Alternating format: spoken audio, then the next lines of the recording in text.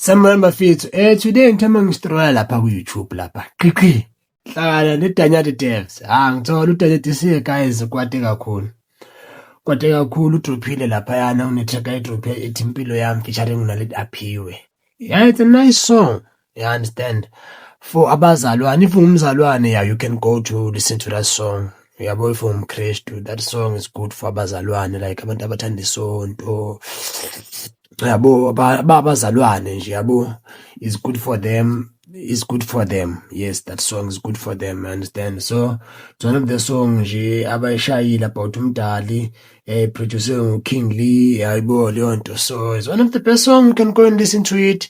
Ine-inspiration phakathi. Phinde benemikhuleko thizeni bekhulekela abangani babo ukuthi wabaphumelele. I listen to that song. Yeah, it's good, but for me, I'm not a fan of it because mina ngiyena umzalwane, yayibona leyo nto. Because wonke umuntu unendlela akayihambayo la emhlabeni. So mina umzalwane ngiyena.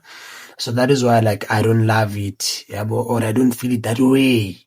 But I love it for those abangabazalwane, they can relate a lot in that song, you understand? And then there's another song akayidrophile nomzukulu, Selfish. That is my favorite. That is my favorite, trust me. That is my favorite song. And like njengoba nilalela ndiyavuka uDanya laphayana, udlalile ngamagama na umzukulu angena udlala ngamagama. This is all about amajita, appreciate abantu babo, yabo lento leyo nobuhle babo and all those things. It's a nice song. It's a good love song, especially about relationship. You can go and listen to that song. Yabo, I recommend that song for you.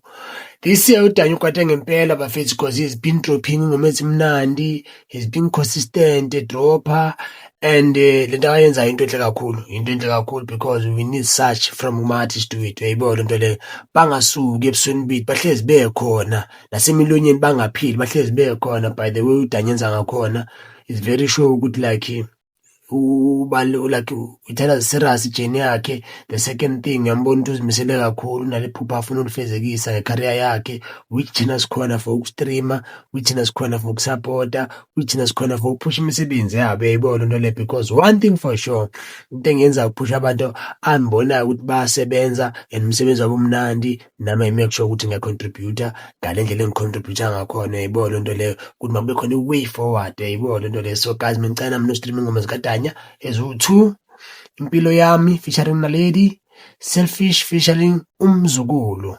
Sekidrophile uDanya bafethu. It's a nice song, best songs, yayibona leyo nto, for different audience. The case is out. Ichu.